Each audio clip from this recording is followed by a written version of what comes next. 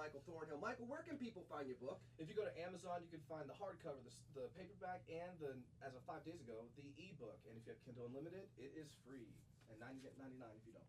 So, let's get back to something we talked about earlier, which was your pride in being Afro-Cuban. And look, some people might say, "Oh, Michael put Lenny in his place. He's black. Lenny put him in his place. Right. He ain't really black. He made it a point to say, no.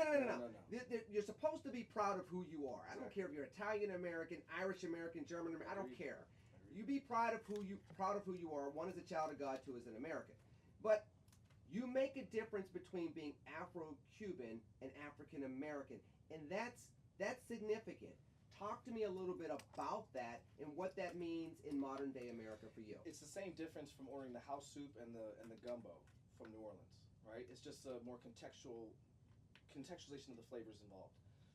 I'm unequivocally black while also being fully ethnically Afro-Cuban, which is its own unique experience. When I was given up for adoption, I found out when I met my biological family that one of the reasons my abuelos, which means grandparents in Spanish, pressured my mother to give me my twin brother away was because we would be the only negros in la familia. Wow. The only morenos. We'd be the only blacks.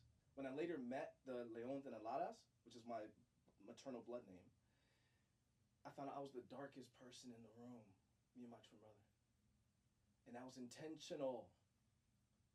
I wrote about the fact that in the United States there are about several different terms for different kinds of black.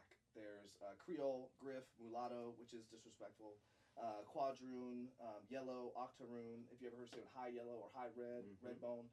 These are like several different terms the U.S. has. In Cuba, there's 64 different terms for how far black you are, how far away from whiteness you are. In Brazil, it's 134 different terms. So blackness is something, and anti-blackness is something that's worldwide.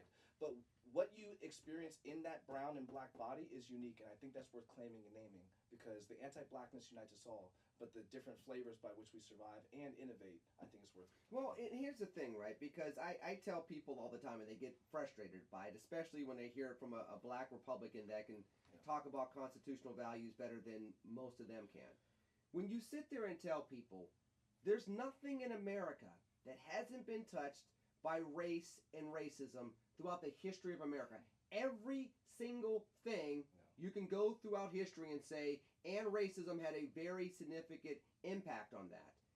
How do we talk about that in a modern context and fix it without either A, hitting the tripwire and having people talk more about their emotions than the solutions, and number two, how do you do it in a way where, like you and me, you're both talking about it, but also saying, and yet I'm optimistic, and yet I choose to love, and yet I choose to build solutions, not just get caught up in the emotions. I'm going to be disarmingly honest, Lenny. I don't have the answers.